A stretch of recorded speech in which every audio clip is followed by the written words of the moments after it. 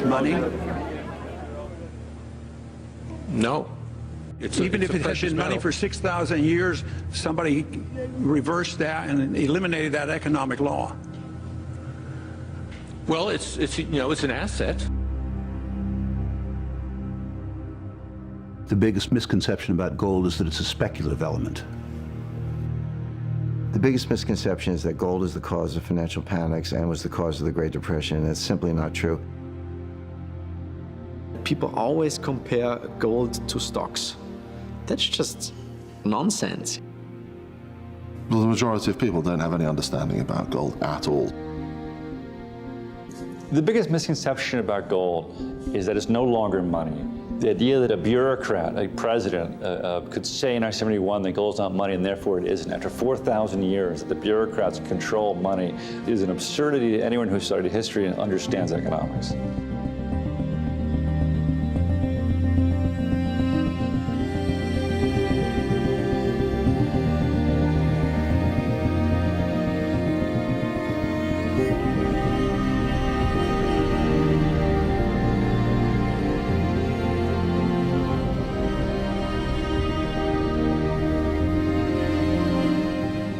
Gold is a financial asset which polarizes opinion like no other. To many, it represents the one true money. But whether you believe in it or not, gold has somehow outlasted every alternative currency for thousands of years. I'm Grant Williams, and in this series, I'm going to explain how and why gold became money, show you what it takes to find and produce an ounce of gold, and examine its place in the modern-day financial system. We'll look at the history of the gold standard, show you how gold is bought and sold around the world, and you'll witness the extraordinary measures people take to keep it safe. When I'm done, I hope you'll have a better understanding as to exactly why this curious yellow metal has been the source of such fascination for mankind for thousands of years.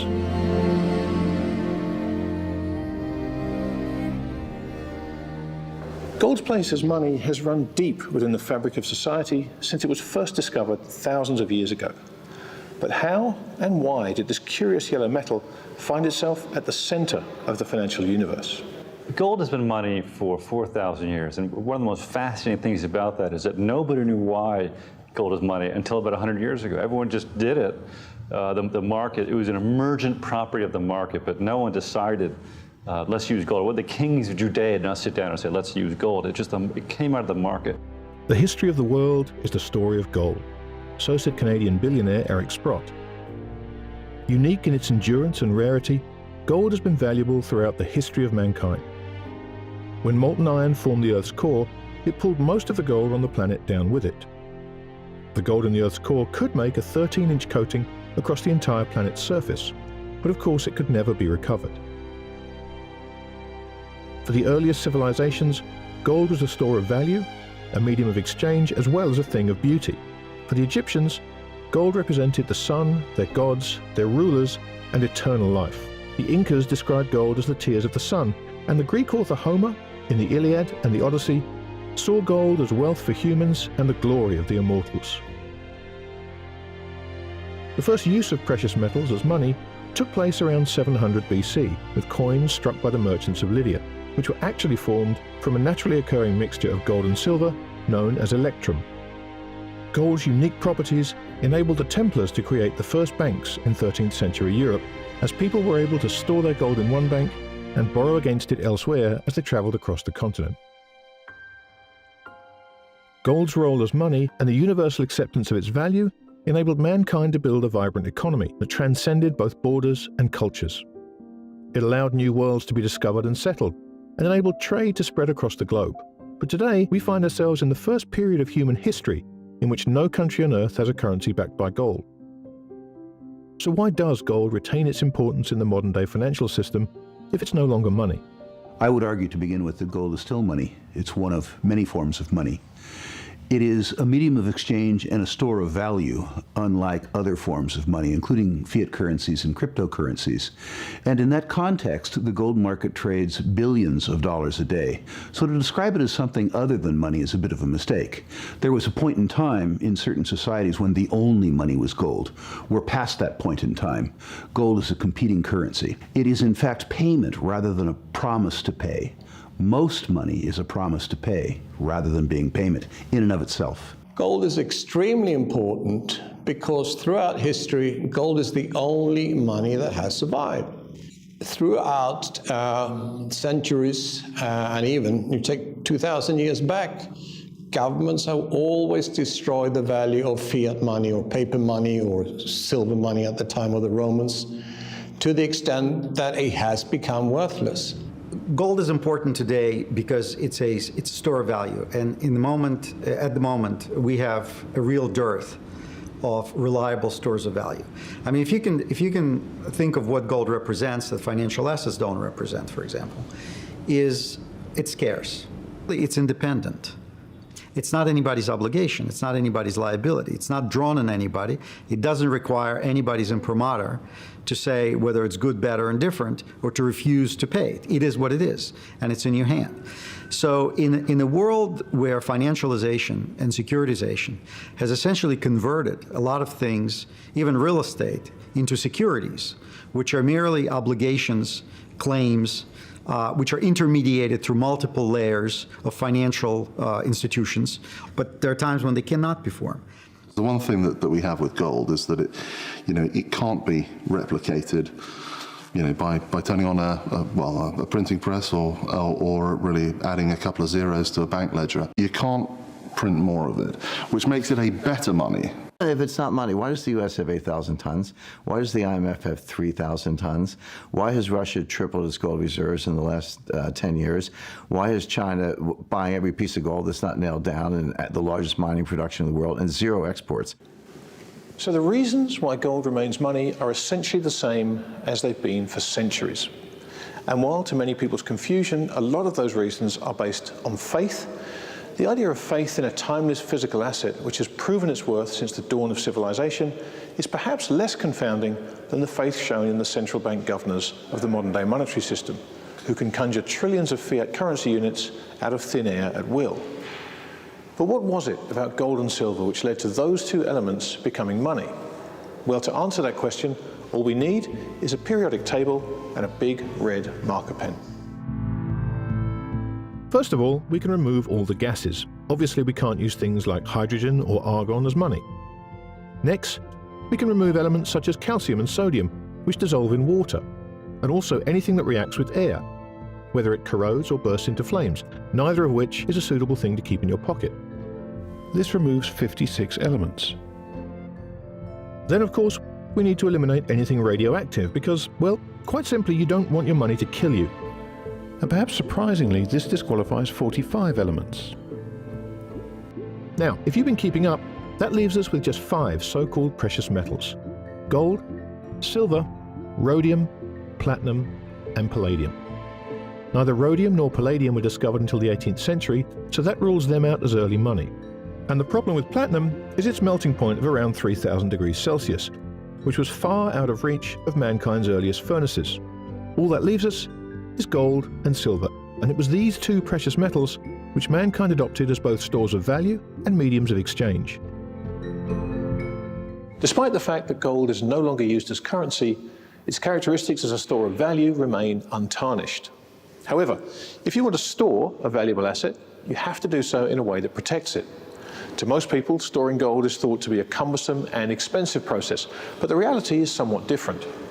So how do you buy gold? And once you do so, where is the safest place to store it? Gold has to be stored outside of the institutions against which it serves as insurance, or against the collapse of which, or the problems of which, it serves as insurance. And obviously, it has to be stored in a way where you personally have ability to access it. Many people, myself included, prefer to hold gold in secure storage, and they prefer to hold it outside the political jurisdiction in which they live, because they regard it as insurance, among other things, against the depredation of their own government. If it's physical, it's allocated and segregated, then you don't really care. It's then down to the Quality Institute that are holding it and the quality of their security measures that they have. While an individual can easily store up to £500,000 of gold bullion in a simple safety deposit box, there are places in the world which are home to the gold which makes up the wealth of nations, and secret vaults which house the gold that the planet's wealthiest individuals choose as their means of preserving intergenerational wealth. One of those vaults is buried deep beneath the Swiss Alps. It's home to billions of dollars of privately held gold and has never before been filmed. But we were granted permission to take a look inside one of the world's most secretive locations to show you the lengths mankind will go to in order to keep this most precious of metals safe.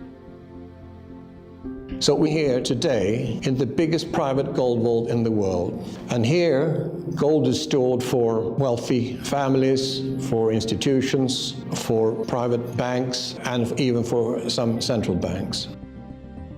When you come through this vault, you go through a number of security zones. You're deep in the mountain here. We've gone for miles or kilometers through various security zones and different levels deep in the Swiss mountain to reach actually where the gold is stored. It is the only vault in the world which is nuclear bomb proof, earthquake proof, gas attack proof, has a security level that doesn't exist anywhere in the world. I've lost count of how many doors I've gone through. I have no idea how far I've walked, and I find myself in the middle of a mountain somewhere in Switzerland. And it's only when you get to a place like this that you understand the lengths that people go to protect this yellow metal, the security you have to put in place, the things you have to do to keep it protected. This idea of the preservation of purchasing power is central to the notion of buying gold as a store of wealth, and it's been a proven strategy which has transcended history. As mankind has debased hundreds of paper currencies over the centuries, gold has remained as the anchor at the heart of the financial system, and the reasons for that are the unique properties which made it money in the first place. Gold's durability, portability, fungibility and divisibility have combined to make sure that it's maintained its purchasing power, outlasting every fiat alternative for almost 6,000 years. Through booms and busts, through war and famine, and through mankind's constant ability to debauch and devalue fiat alternatives. While the dollar has been the world's reserve currency for 40 years, that hasn't always been the case. The British pound, the Spanish peseta, and even the Portuguese escudo at one point in history were all as mighty in their time as the dollar is today. Throughout history, when civilizations needed to finance expansion, they were constrained by their gold reserves. The Romans physically clipped their coins, reducing the amount of gold and silver, and thereby reducing the wages paid to their armies, until such point that the soldiers refused to fight. For the majority of the last 200 years, the world has been on a gold standard of some sort. But we live in the first period in recorded history of a purely fiat currency regime. That regime began when Richard Nixon broke the dollar's link to gold in 1971.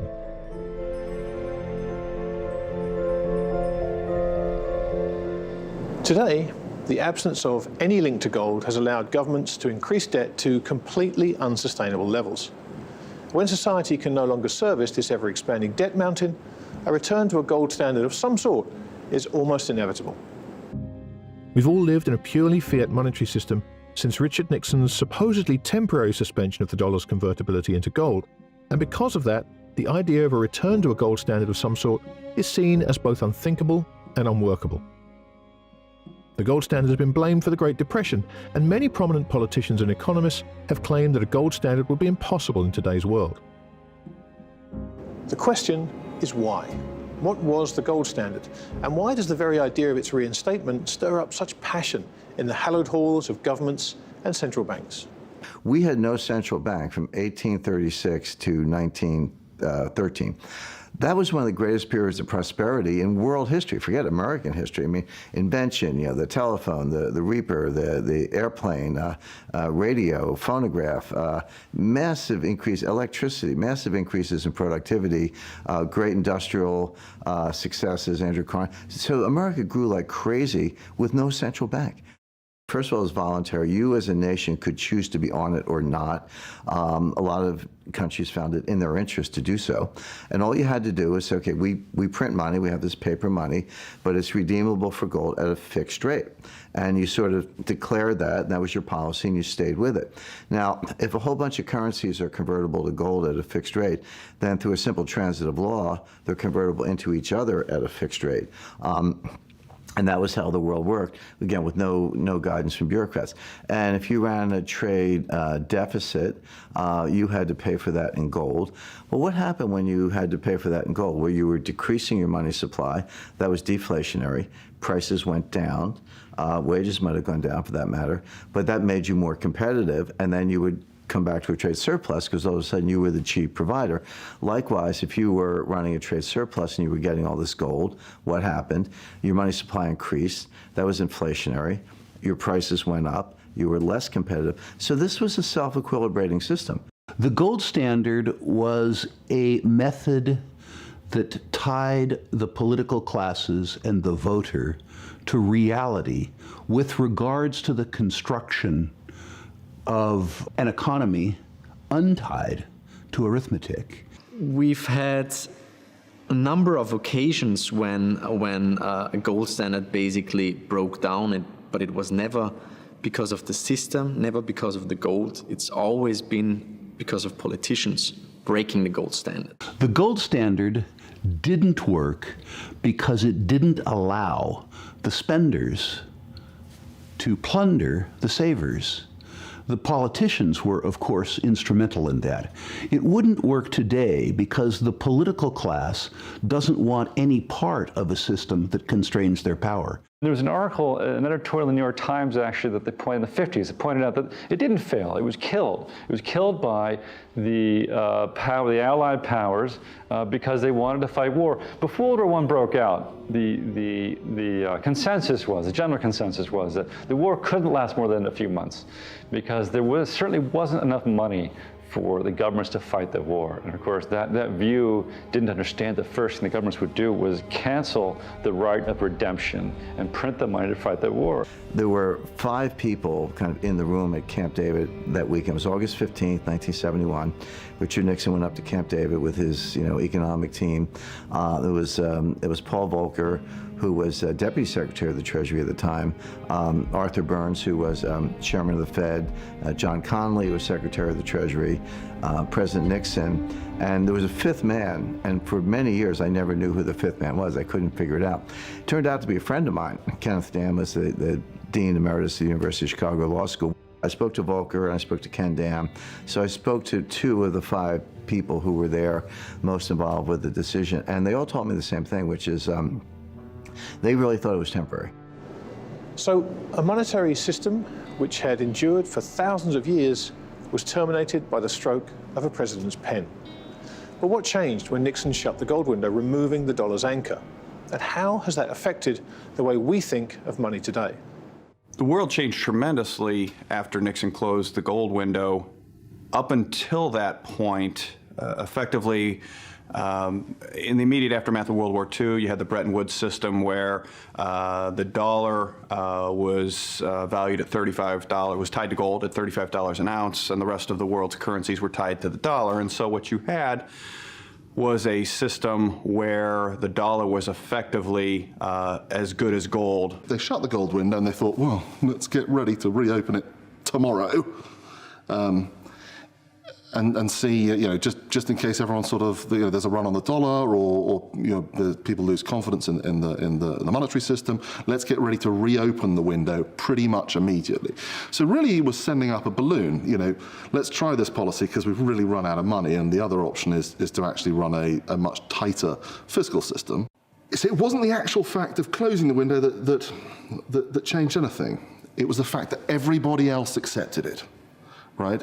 If everybody had said, what, dollar, piece of paper, forget it. No. And the dollar, collapsed, or, people stopped accepting treasury bills, then we'd still have the gold standard. But it's the apathy of the general population at large that caused, or that allowed Nixon to get away with this change. If you think back to 1971 and decide whether on a global basis more people trusted Nixon or more people trusted gold, the circumstance where gold rose in dollar terms from $35 to $850 tells you something about the franchise enjoyed by Nixon and the franchise enjoyed by gold. So what really happened to gold? Nothing. What happened to the US dollar in the ensuing 40 years? Catastrophic.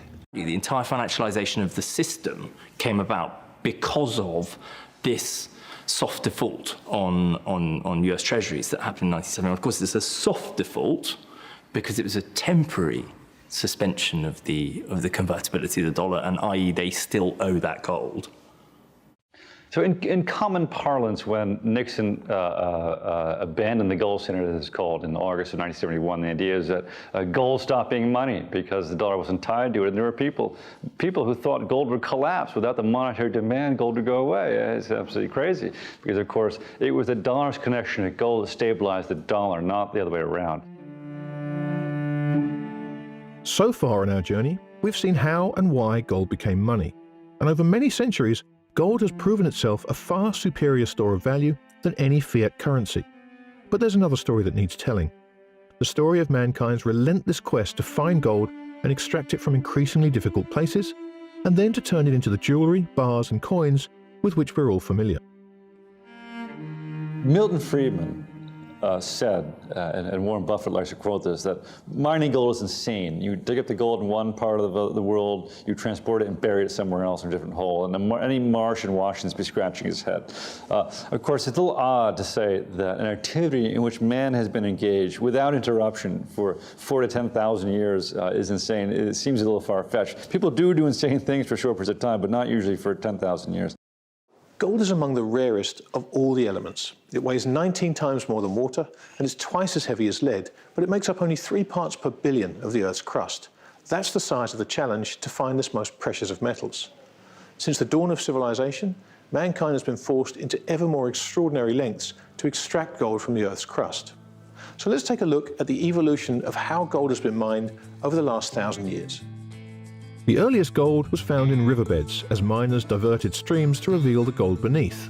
In fact, the ancient Greeks believed that gold was a combination of water and sunlight because it was found in rivers. Placer mining involved swirling water in circles in shallow metal pans, with soil from the riverbed leaving gold as it was washed away. Back in 1200 BC, enterprising early miners would also use water power to propel gold-bearing sand over the hind of a sheep, which would trap the tiny but heavy flakes of gold. When the fleece had absorbed all the water it could, the golden fleece would then be hung up to dry and beaten until all the gold had fallen off. Hence the legend of the golden fleece. A number of early civilizations used a variation of this technique called winnowing, in which soil was bounced on woolen blankets, allowing the wind to blow away the lighter sand and thus freeing the gold. Once the easily accessible gold on the surface had been collected, prospectors needed to start thinking about how to work lower down. Beneath the Earth's crust they went, and this required miners to work together in larger groups as they started digging underground. Amazingly, underground mining dates back as far as the Romans. But the real challenge for gold miners was to move on from primitive methods of extracting gold from the soil to developing machines of increasing sophistication which allowed them to mine gold from the hard rock below the Earth's surface. The early days of quartz rock mining were relatively straightforward as far as the shallow deposits were concerned, but until the 1860s, the maximum depth miners could reach was around 300 feet. The sheer size and scale of the economic and geological challenges faced by early miners meant it would take many years of technological progress to enable deeper ore to be reached. Hard rock miners would sink shafts in order to extract gold from the quartz rock. Drilling was either done by hand or through the use of compressed air drills with the help of a little dynamite. Hydraulic drills were the next evolution, and these helped open up deeper holes in the Earth's surface, using drill bits which became longer and thinner the further they went down. Larger rocks extracted from the mines were crushed by heavy iron stamping machines to release the gold from the surrounding rock. Hydraulic mining used high-pressure jets of water to displace the rock and soil and open up the gold beneath. High in the hills, water was diverted into ditches and through heavy iron pipes. As the water channeled down, gravity increased its pressure, and as that pressure reached around 5,000 pounds per square inch, it was pushed through a small nozzle and used to blast the mountains apart. The displaced soil cascaded down the valley and into the sluices below, where it would be separated. This new mining technique, whilst productive, was not without cost, however, as diverting all that water caused huge flooding in the valleys below, devastating farmland. As a solution to this problem in California, miners turned to dredging, which worked like a vacuum cleaner, sucking up the material underwater and running it through a sluice to sift out the gold. Mining for gold has gotten increasingly difficult over the last 50 years, not just in finding the deposits themselves, but due to the increased social, political and environmental factors shaping the mining landscape. But how has that affected the way deposits are discovered, and what are the added risks? Now that we're looking deeper and deeper into the earth, it's getting much more complex to find, much more complex to recover metallurgy, and now we have to deal with issues to do with social situations, environmental situations. So the cost of finding these things has just gone up exponentially, and the difficulty of finding a new deposit has as well. Back in the 80s, a new technology was developed in Nevada for heat leach recovery, which meant that you could take low-grade oxidized ore, and oxidized means basically the gold used to be in pyrite, iron, and it rusted. When it rusted, that turns the pyrite to rust, that liberates the gold. So you sprinkle a cyanide solution on it, that dissolves the gold, and you could recover it. So that was a whole revolution. Well, we've gone through that. Those deposits are mostly gone now. The next revolution in discovery was when the Iron Curtain fell, and the whole world basically opened up to explorationists, geologists, and we could go to places and walk up to outcropping ore bodies that nobody had ever looked at. Satellite imagery came in, and by different metals, different clays, produce a different spectra, light spectrum, and you could see that and process it, and then you could find areas of alteration, and you could go straight to that. So that was sort of the big revolution in the 90s, and subsequent to that, there's been no revolution. It's just gotten much, much harder to find these things. All the discoveries are happening deeper and deeper and deeper in the earth, and that brings a lot of issues in terms of finding those things, because really we're looking blind. The truth is that the technology involved in finding gold has progressed. The traditional methods of gold and the traditional deposit styles that we mined 200 years ago are tough to find because we already found them and mined them. But the industry is doing a reasonably good job of finding new deposits. The challenge now is that the easy to find deposits are often found in political jurisdictions that strike the people that have the money to go find gold as being risky political jurisdictions. I find myself financing the exploration for gold in places like Congo, Sudan, Kyrgyzstan, Myanmar, Bolivia, places that most people normally wouldn't choose to go on vacation. That's their mistake, by the way. You know, people always say, well, mining is really risky because it's really hard to find something. You know, the exploration phase is really risky. Only 1 out of 1,000 prospects ever becomes a mine. So that's pretty risky. You know, it offers an awful lot of scope for shareholders to lose a ton of money. And so it gets known to be a very risky business. But believe me, when you're in the mining business, the risk begins when you find an economic deposit. Once you've found a deposit, what do? Well, you have to do a whole bunch of technical studies to make sure you can mine it and make money at it, make money. So it's actually ore, not waste. And that takes a lot of technical skills. You have to have geologists, engineers, metallurgists. You then have to have a whole bunch of lawyers, making sure you've got your title right, you've got your surface rights, you've got your social license and all your CSR people, your environmental studies. You've got to get all that right. You've got to get your permits. So you have exploration risk, you have feasibility risk. Is this going to be feasible?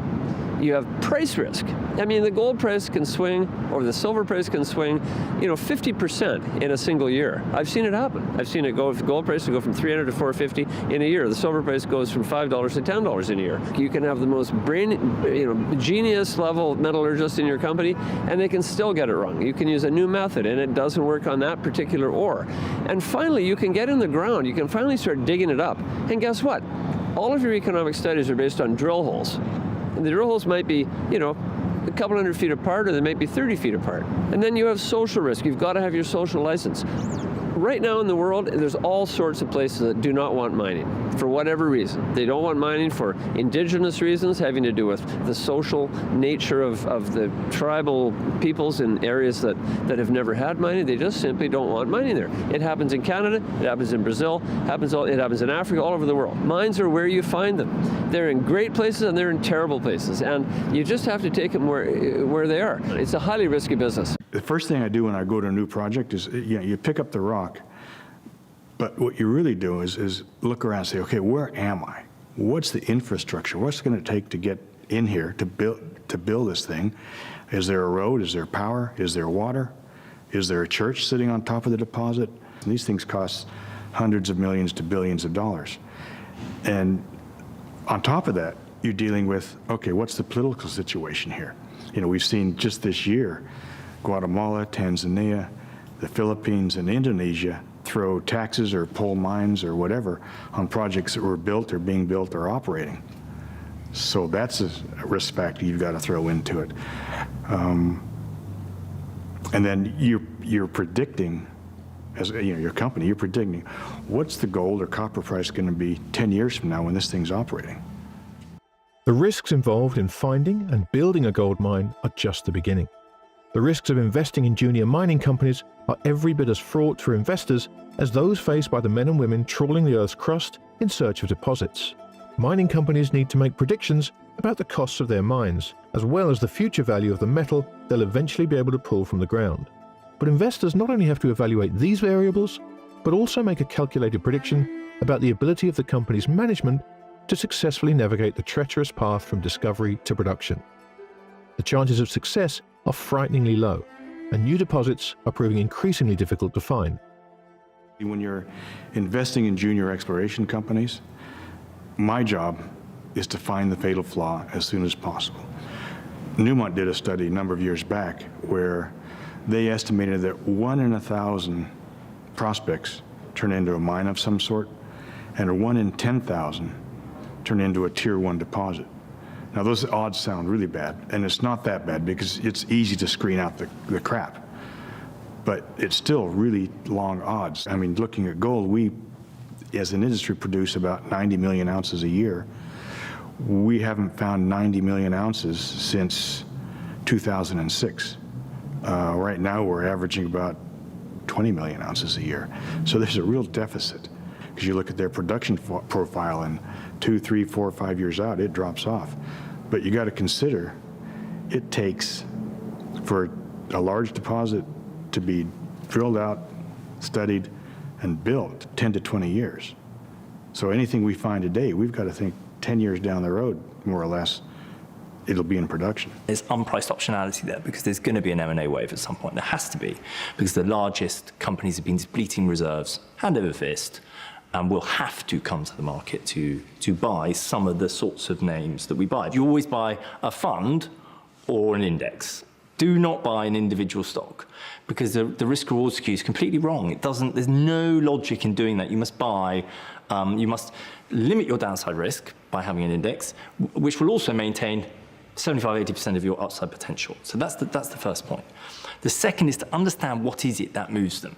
So while, yes, there's an exploration phase where you can make 10 times your money if someone drills something out and it looks way bigger than people thought, that's fine. But for me, it's about gold and silver mining companies are mining margin. That's what they're doing. The fact that a lump of yellow metal can command a price of over $1,000 an ounce is a source of mystery to many people. But when you look at the cost of exploration, as well as the cost of the labor and energy which goes into extracting it from the ground, to say nothing of the taxes and the regulatory burden, it becomes much simpler to understand gold's value.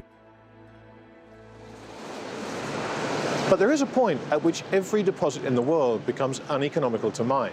And when that point is reached, the decisions that have to be made have far-reaching consequences. So there's an expression, mines die hard. They really are hard to kill. And they're hard to kill because when you have a mine that, let's just say, is losing money, that's an economic reason to close a mine. You might have 1,000 people whose livelihoods depend on running that mine. You have, if it's an underground mine, you have a lot of maintenance costs to keep that mine going. If you close it, you have to de-water it constantly. You have to keep the power on. You have a lot of equipment you have to maintain. An open pit mine you can do less expensively, but it still does have care and maintenance costs. And sometimes those care and maintenance costs are way higher than running the mine at a loss for a period of time. So mines die hard. It takes a long time to close a mine, and most companies will end up losing money for a long time before they bite the bullet and say this is hopeless. Miners are very optimistic people as a rule. We're born optimists, otherwise we wouldn't be in this business. While it may be true that every miner is a born optimist, this optimism and this willingness to go to dangerous places in search of untold riches is certainly not without its dark side. I mean, I've had cerebral malaria, I've had toxoplasmosis, various parasites that have almost killed me. I've had helicopter crashes. I was in a plane crash that destroyed the plane and I had to climb out the window. I've fallen in crevasses. I've I've been in riots. I almost was killed in Liberia in a riot in Liberia. I've been tear gassed in Bolivia, God knows how many times. I mean, and of course, the real, you know what the real carnage is in the exploration industry? It's cars. It's bad roads in bad places and people getting in accidents in cars. And so how many geologists that I know and actually have worked with in my company who've died in car crashes, I can count them on two hands, which is a lot. 3 guys from my class have been shot in hot places. 2 of them were shot in getting out of a helicopter in Philippines, in Mindanao, and 1 was killed in South America by bad guys. It's a very dangerous business, but I love it so much that I embrace that kind of risk, and it's worked for me, and I'm still alive, and so, you know, here we are. The challenges associated with finding and mining this strange yellow metal increase every year, and as the process has evolved over the last half-century, mining company CEOs are finding those challenges harder and harder to solve. The mining industry has been a hard industry to operate in for the last 30 years. And the aura of respect surrounding mining is somewhere below that surrounding garbage collection. And the consequence of that is that many competent people would choose a job in any career other than mining. The people that you see in the executive ranks of mining companies are largely of my generation, which is to say old. While they have experience, we're beginning to lack legs in the industry. The biggest challenge I think that gold mining CEOs have today is that none of them that I've met, and I've met dozens or hundreds of them, really understand what gold is. They mine gold as if it were copper, as if it were tin, as if it were other things. And you should mine gold in a very different way because gold has a very different dynamic given its stock to flow ratio, and given the fact people hoard gold, they don't consume it. If you go back before the 70s, when people understood gold, the impetus was to have your gold mine last as long as it could. And again, this is something that no mining CEO that I have ever come across understands, and because they're trained to look at it as their commodity, and it isn't. And as a result, the entire gold mining industry is massively misallocates its capital. Let's say it's 1 gram per ton is equivalent basically to 1 part per million. So what we're saying is that in 1 million grains of sand, 1 of those grains of sand is going to be gold. So it's not much at all, but that can make money. So that's sort of the scale we're looking at. And the complexities involved in figuring that out is unbelievable. Because consider, we're drilling a hole 300 meters down into an ore body, looking for an ore body. It's going to be 100, 200 meters wide, et cetera. Your drill hole covers an area that big. You cut that in half, crush that half of the core down, and then you extract a 30-gram sample. And that 30-gram sample, whatever that is meant to represent an area 25 by 25 by 25. So you can kind of see the complexity and issues we deal with here. The first time I found a gold mine, I mean, a bunch of times I thought I did but didn't, but the first time I actually did, I was working in Honduras, funded by some guy out of Australia, and working on this conceptual idea of these hot springs that are forming gold deposits. So I went, got the geologic maps, which were pretty poor. And in fact, at that point in Honduras, you could only get a map from the government, and they cut all sorts of bits and pieces out of it, so it was really difficult. And what I saw on the map was La Tembladera, which is bubbling hot spring. So I went there and found a big outcrop of silicified brecciated sinter, which is hot springs deposit. And that never carried anything. It wasn't much gold in that. Yet on the sides, on the fault, over here in this rock type, which is all the hell, I started picking up some good numbers, 7, 8 grams gold. You're like a detective. You're trying to figure out what happened on this piece of ground 1 million, 10, 100 million, billion years ago, based on a little bit of data. So it's always fascinating to me, just figuring that sort of thing out. And if you get it right, it's an incredible feeling. Like, wow, I got it right. It's working. It doesn't happen that often, but as a geologist, I mean, that's what I love. No matter where I go in the world, I've always got rocks to look at and think at, and I like that. Gold is unique amongst the elements in that it isn't consumed like, say, silver. Its value makes even the tiny amounts of gold used in things like electronics economical to recover. And this means that, importantly, just about every ounce of gold ever mined remains above ground. Gold is not consumed.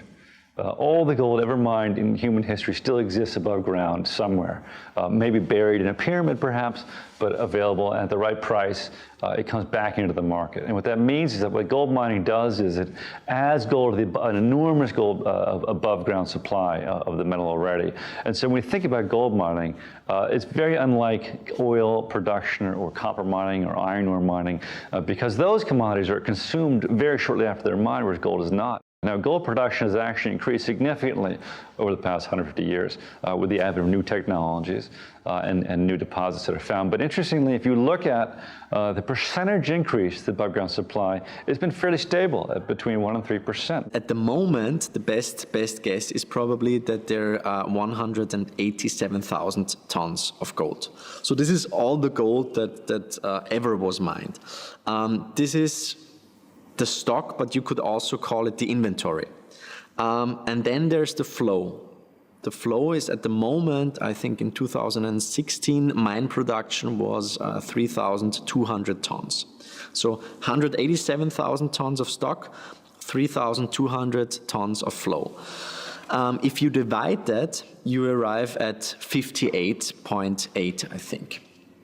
That's a stock-to-flow ratio. That means that if you continue producing at the same rate, it would take 58 years to double the stock of 187,000 tons of gold.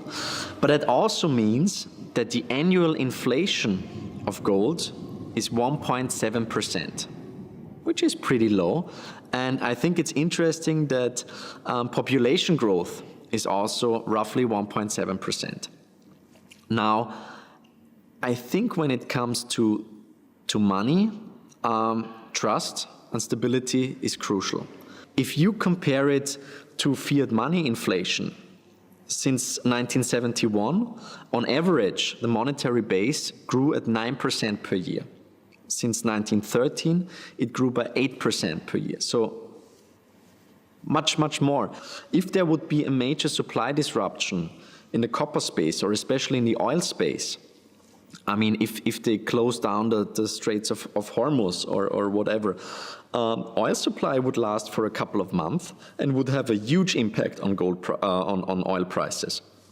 While for gold, if there's a big strike in South Africa and mining production is down 10%, it doesn't have any impact on the price of gold, because of the stock, the existing gold is there.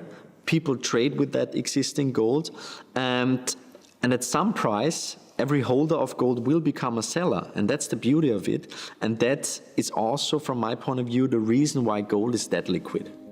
20% of the world's finished gold products come from a single refinery in Switzerland. In the final part of our journey this episode, we want you to see firsthand this fascinating process, to understand how the gold extracted from the ground is turned from a few flecks in a piece of rock to a finished gold bar. That what we are doing here is actually really very, very old techniques. There has nothing dramatically new has been invented. All the technology that we are using here is known for hundreds, if not for 1,000 years. But of course, it has been refined in the meantime. Okay, we are now entering what we call the black foundry. Black because the material that we are processing here is still containing impurities. It's mainly the doré coming from the mines. Doré bar consists of gold and silver and some impurities. Actually, we call doré already when it is 1 or 2% containing gold, and the rest is mainly silver. So this is high-grade doré, and you see also here these drill holes. Yeah. They were made by the mine, by the producer, so they know what they are sending out. Yeah. So we take these bars into our refinery, as well as also scrap, old jewelry, or industrial scrap, refine it. That means we bring it up to a fineness of up to 99.99% pure gold. This is a normal procedure to speed up the melting process. Normally we reach 250 degrees. We are ready to pour in 45 minutes. 45 minutes. Yeah.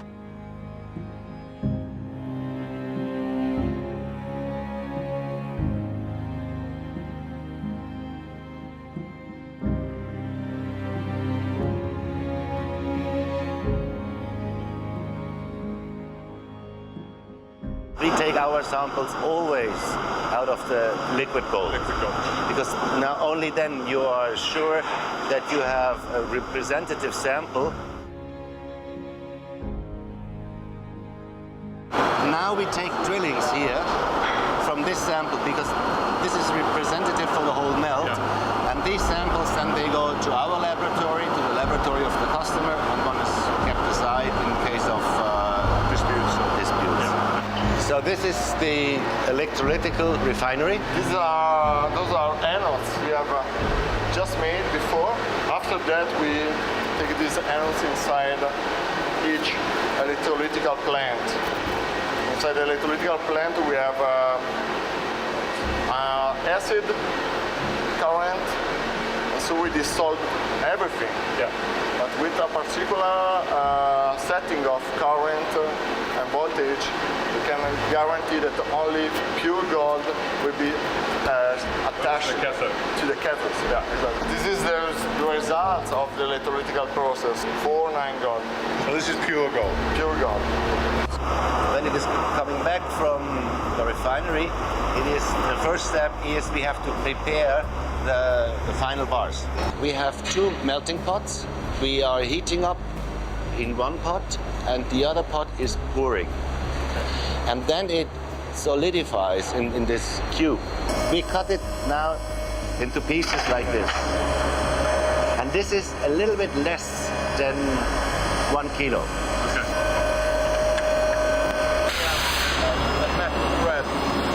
Now we are going to what we call the white foundry. White because it is all pure high-grade fine gold that is processed here. You see, here is this carousel where we load the blocks.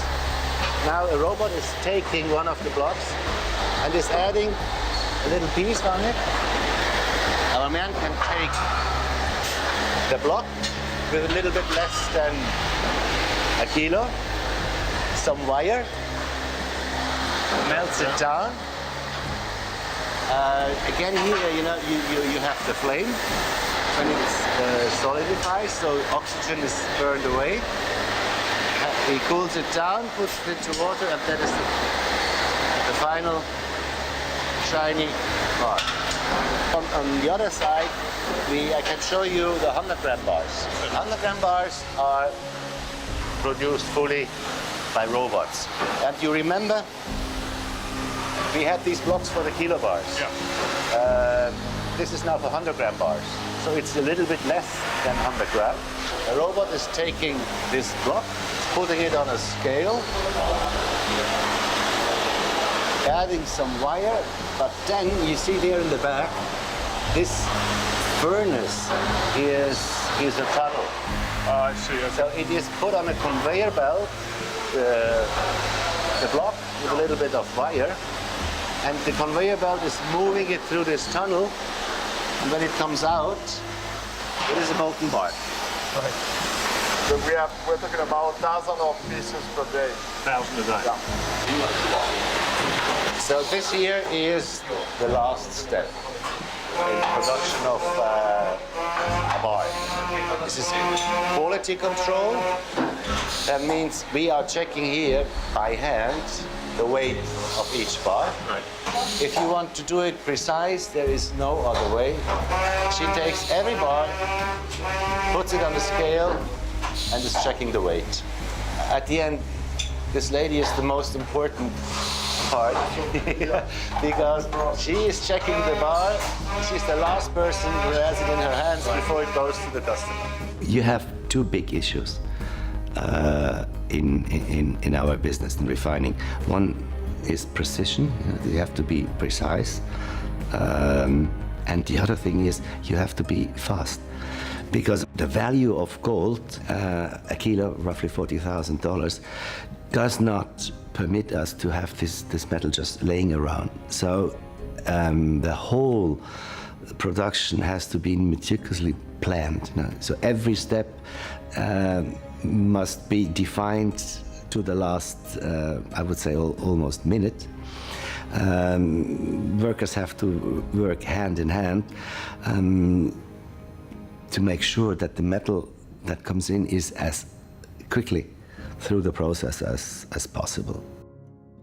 The process of finding, extracting and refining gold gives it not only its luster, but also much of its economic value.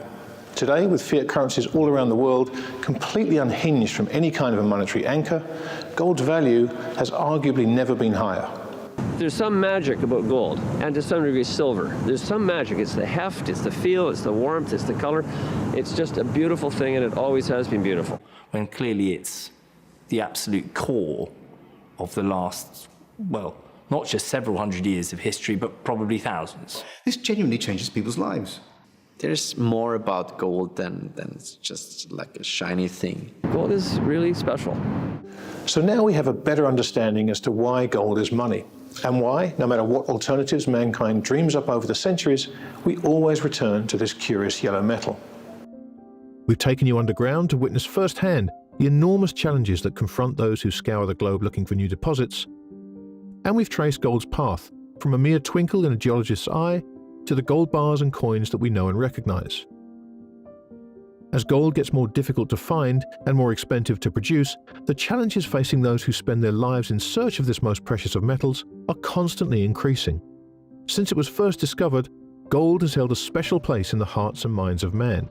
For thousands of years, it's provided stability and a means by which wealth could be measured, preserved, and protected for generations. It remains the only universally accepted currency and the only store of wealth impervious to government debasement. In the next episode, we'll examine the different attitudes towards gold in the East and the West. We'll explain how the gold price is different from the price of gold, and we'll take a look at how gold is bought and sold around the world. We'll also ask the question, is the price of gold manipulated, and if so, by whom? And we'll look at some of the many legends and conspiracy theories surrounding the oldest money on Earth. Join me next time as our journey continues.